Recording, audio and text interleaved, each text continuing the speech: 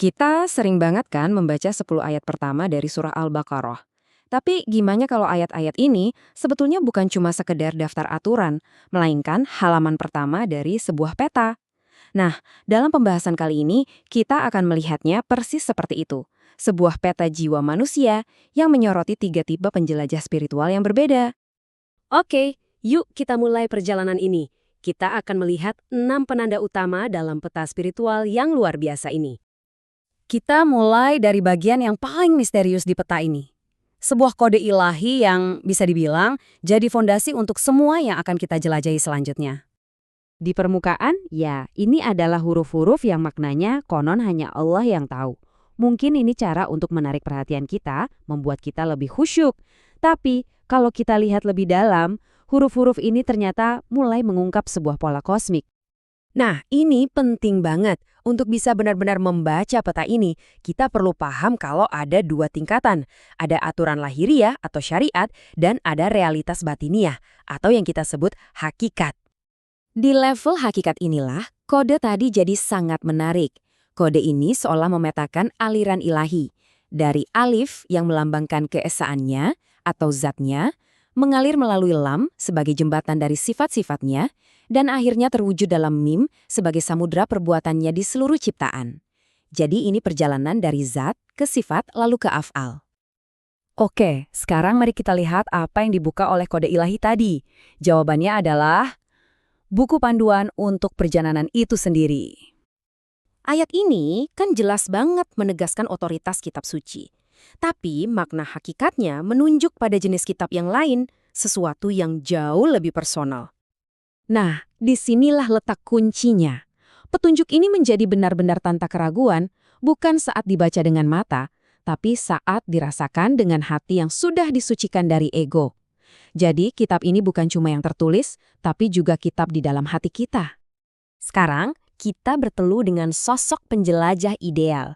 Seseorang yang berhasil menggunakan buku panduan ini untuk menavigasi perjalanan spiritualnya.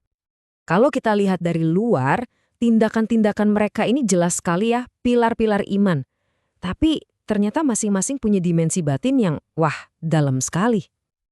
Beriman kepada yang gaib itu bukan sekedar latihan intelektual. Bukan cuma bilang saya percaya, ini adalah pengalaman yang intim, sebuah rasa kehadiran Tuhan yang nyata di dalam diri kita. Hal yang sama juga berlaku untuk sholat. Peta ini menunjukkan perbedaan besar antara sekedar melakukan gerakan sholat dan benar-benar hidup dalam keadaan sholat yang berkelanjutan atau sholat daimah. Bagi para penjelajah ini, hari akhirat bahkan bukan lagi janji yang jauh di masa depan, tapi sebuah realitas spiritual yang bisa mereka masuki di kehidupan ini. Jadi, tujuan akhir mereka yang disebut falah bukanlah sekedar kesuksesan di dunia. Ini adalah keberuntungan tertinggi, yaitu perjumpaan hakiki dengan Sang Pencipta. Oke, dari sini kita berbelok tajam, kita akan coba memahami mereka yang diberi peta yang sama, tapi justru menolak untuk membacanya. Di sini kita bisa lihat perbedaan yang sangat kontras. Satu sisi adalah kondisi keterbukaan dan koneksi.